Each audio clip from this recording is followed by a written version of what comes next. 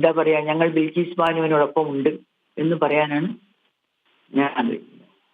തീർച്ചയായും K Ajitha, ASHA Unnithan, advocate ASHA Unnithan കൂടി ഈ ഘട്ടത്തിൽ നമ്മോടൊപ്പം ചേരുകയാണ്. ശ്രീമതി ആശാ ഉണ്ണിത്താൻ, നോക്കൂ, ഇവിടെ കോടതി നിരീക്ഷിച്ചത് വളരെ ഷാർപ്പായിട്ടാണ്. ഒരു ഇരയ്ക്ക് നീതി വേണ്ടേ? ശിക്ഷ ശരിയായിരിക്കാം, ശിക്ഷ ഒരു പ്രതികാരം വീട്ടലല്ല, അയാളെ പരിഷ്കരിക്കൽ കൂടിയാണ്, അല്ലെങ്കിൽ പ്രതികളെ അല്ലെങ്കിൽ കുറ്റക്കാരെ പരിഷ്കരിക്കൽ കൂടിയാണ്. സമൂഹത്തിൽ നിന്ന് അവരെ അല്ലെങ്കിൽ അവരിൽ നിന്ന് സമൂഹത്തെ രക്ഷിക്കുന്നതിനോടൊപ്പം അങ്ങനെ ശിക്ഷയ്ക്ക് പല മാനങ്ങൾ വിവിധ ഘട്ടങ്ങളിൽ നിശ്ചയിക്കപ്പെട്ടിട്ടുണ്ട്. ഇതിൽ ഇപ്പോൾ ആധുനിക സമൂഹം ശിക്ഷയെ ഒരു പ്രതികാരമായിട്ടല്ല കാണുന്നത്, അത് ശരിയാണ്. പക്ഷേ ഭരണകൂടത്തിന് അല്ലെങ്കിൽ സംസ്ഥാനത്തിന് ഇത്തരത്തിൽ പ്രതികളെ ഇരയ്ക്ക് നീതി നൽകാതെ വിട്ടയക്കാൻ എന്ത് അവകാശം എന്ന നിർണായകമായ ചോദ്യങ്ങൾ കോടതി ചോദിച്ചിട്ടുണ്ട് ഈ ബിൽക്കീസ് ബാനു കേസിൽ.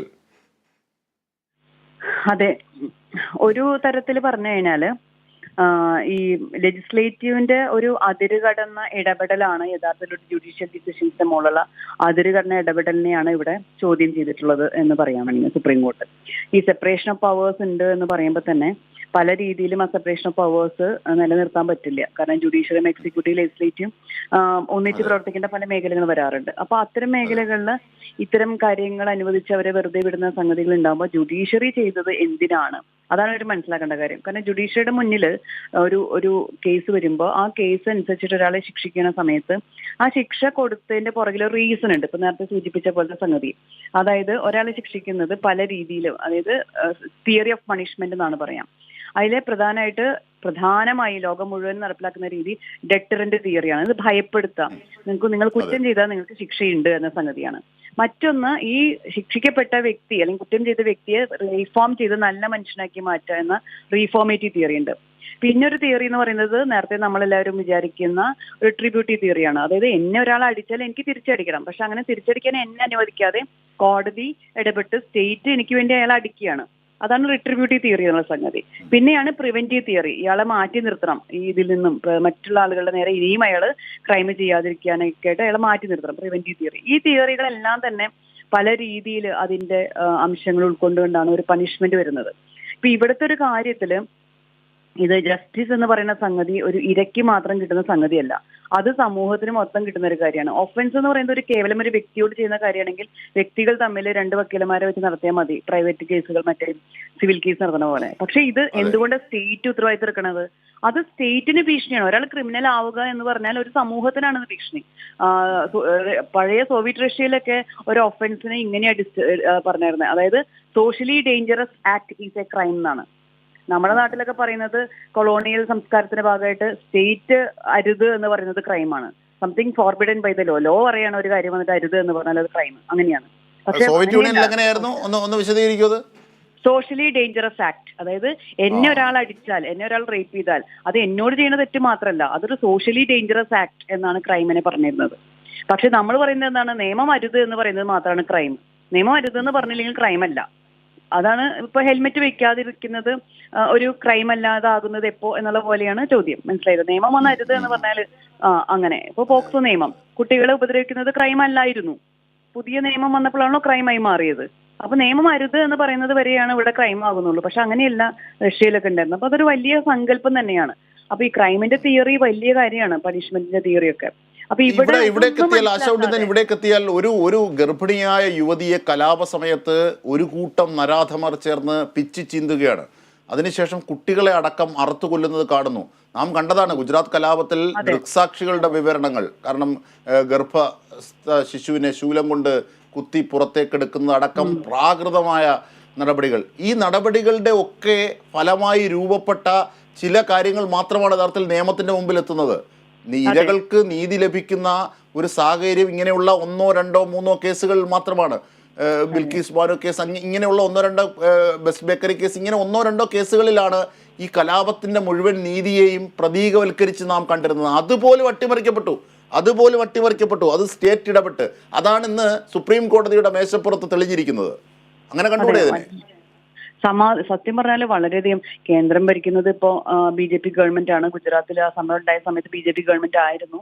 എന്നിരുന്നാലും നീതിയൊക്കെ നമ്മൾ ഒരു ഇപ്പൊ പ്രാകൃതം എന്നുള്ള വാക്ക് പറഞ്ഞപ്പോഴാണ്, പ്രാകൃതം തെറ്റായിട്ടുള്ള കാര്യങ്ങളല്ല. അതെ അതെ, പൊളിറ്റിക്കലി ഇൻകറക്റ്റ് ആണ്, പക്ഷെ നമ്മൾ ഉപയോഗിച്ചു വന്ന ചില രീതികളിൽ പെട്ടുപോകുക. അതെ അതെ. അപ്പൊ ഞാൻ പറയുന്നത് എന്താ വെച്ചാല് ഏറ്റവും അധികം അപകടകരമായിട്ടുള്ള അല്ലെങ്കിൽ മനുഷ്യവംശത്തിന് തന്നെ ഭീഷണിയിൽ നിൽക്കുന്ന പൈശാചിക സ്വഭാവമുള്ള ആളുകളായിട്ട് മാറുന്ന വ്യക്തികളെ കൃത്യമായി തന്നെ സമൂഹത്തിൽ നിന്ന് മാറ്റി നിർത്തണം. അവരത്രത്തോളം അപകടമാണ്. അത് നമ്മുടെ സൊസൈറ്റിക്ക് ത്രെറ്റനിങ് ആണ്. അതായത് ഒരു നീതി നിഷേധം നടന്നു കഴിഞ്ഞാൽ അത് നമ്മളെ ആരും ബാധിക്കുന്നില്ല എന്ന് പറഞ്ഞാൽ പിന്നെ ആ സൊസൈറ്റി നിലനിന്നിട്ട് കാര്യമില്ല എന്നാണ് യഥാർത്ഥത്തിൽ അർത്ഥം. അപ്പൊ ഇവിടെ കേരളത്തിൽ ശ്രീ ആശാ ഉണ്ണിത്താൻ, കേരളത്തിൽ വന്ന് സ്ത്രീ സുരക്ഷ ഇന്ത്യയിൽ നടപ്പാക്കിയതിന്റെ ഗ്യാരണ്ടിയെ സംബന്ധിച്ച് സംസാരിച്ച ആളായിരുന്നു അന്ന് മുഖ്യമന്ത്രി അവിടെ, ഇന്നത്തെ പ്രധാനമന്ത്രി. അതെ അതെ. അപ്പൊ അതാണ് വിഷയം. അപ്പൊ അതുകൊണ്ട് തന്നെ ഇപ്പോ സുപ്രീം കോടതി ഒരു ആശ്വാസം എന്ന് പറയാം നമുക്ക് വേണമെങ്കിൽ. കാരണം നമുക്കിങ്ങനെ എപ്പെക്സ് ബോഡി ഉള്ളത് കൃത്യമായി തന്നെ ഇടപെട്ടു. ഇങ്ങനെ ഒരു നീതിരാഹിത്യം നടത്താൻ ഒരു സ്റ്റേറ്റിനെ അനുവദിക്കുന്നില്ല എന്ന രീതിയിൽ ഇടപെടുക എന്ന് പറയുന്നത് വലിയൊരു കാര്യമാണ്. കാരണം നമുക്ക് ഒരുപാട് കേസുകളിൽ ഇത്തരം വിഷയങ്ങൾ കടന്നു വന്നുകൊണ്ടിരിക്കുന്നുണ്ട്. പല കേസുകളിലും നമുക്ക് അത് അനുഭവിച്ചിട്ടുള്ള കാര്യമാണ്. ഇപ്പൊ നമ്മൾ ഏറ്റവും നല്ല പ്രൂഡന്റ് ആയിട്ടുള്ള ആളുകളായിട്ട് പോലും കേരളത്തിൽ പല സംഭവങ്ങൾ ഉണ്ടായിട്ടുണ്ട്. അപ്പൊ അതുകൊണ്ട് തന്നെ നമ്മൾ ഭയപ്പെട്ടുകൊണ്ടിരിക്കുന്ന ഒരു കാലഘട്ടത്തിൽ സുപ്രീം കോടതി ഒരു സൊളൈസാണ്, ഒരു ആശ്വാസമായിട്ടാണ് ഇപ്പോൾ വന്നിരിക്കുന്നത്. സമാധാനം എന്നാണോ അതോ ആശ്വാസം എന്നാണോ പറയേണ്ടത് എന്നറിയില്ല. എന്തായാലും ബൽക്കിസ് ബാനുവിന്റെ ഒപ്പം നമ്മളെല്ലാവരും നിൽക്കുന്നു. നമുക്ക് അത്ര ഇപ്പൊ ചെയ്യാൻ പറ്റുന്ന സംഗതിയുള്ളൂ. പക്ഷെ അതൊരു ഭയങ്കര അവരെ പോലെ ഒരാൾക്ക് നമ്മൾ ഉണ്ടാവേണ്ടത് അനിവാര്യതയാണ്. അതുകൊണ്ട് ഇത് ചർച്ചയ്ക്ക് എടുത്തത് പോലും സന്തോഷകരമായിട്ടുള്ള ഒരു കാര്യമാണ്.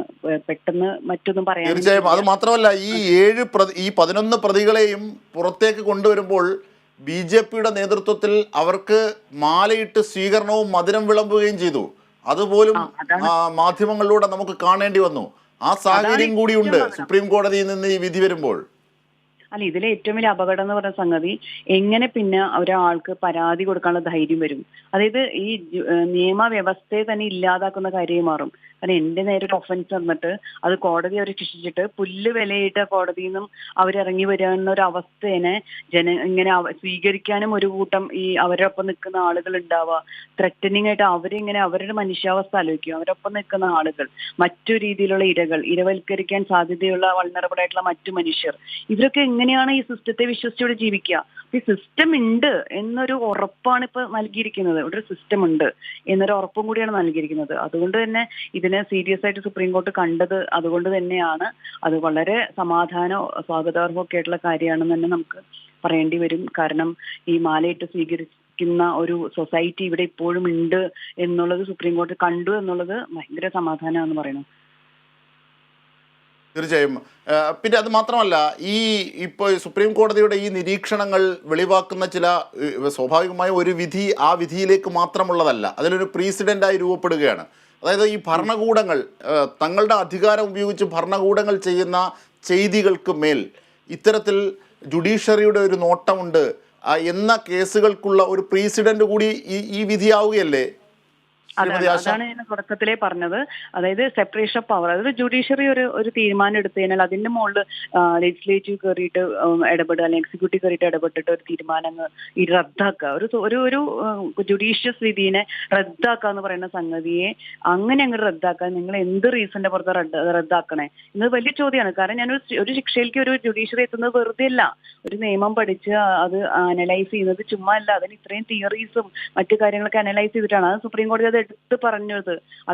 അത് പൊതുവെയായിട്ടുള്ള കാര്യങ്ങളിൽ സംസാരിക്കാനുണ്ടായ കാരണം അതാണ്. അതുകൊണ്ട് തന്നെയാണ് സുപ്രീം കോടതി പറയുന്നത് നിങ്ങൾ ഒരിക്കലും ജുഡീഷ്യലി എല്ലാ തീരുമാനം എടുക്കുന്നത്. നിങ്ങൾ അതിന്റെ മറ്റ് ആഫ്റ്റർ എഫക്ട്സ് നോക്കുന്നില്ല. നിങ്ങളുടെ പൊളിറ്റിക്കൽ കാര്യങ്ങൾക്ക് വേണ്ടി മാത്രമാണ് ഇവിടെ തീരുമാനം എടുത്തിട്ടുള്ളത് മനസ്സിലാക്കിയതിന്റെ അടിസ്ഥാനത്തിലാണ്.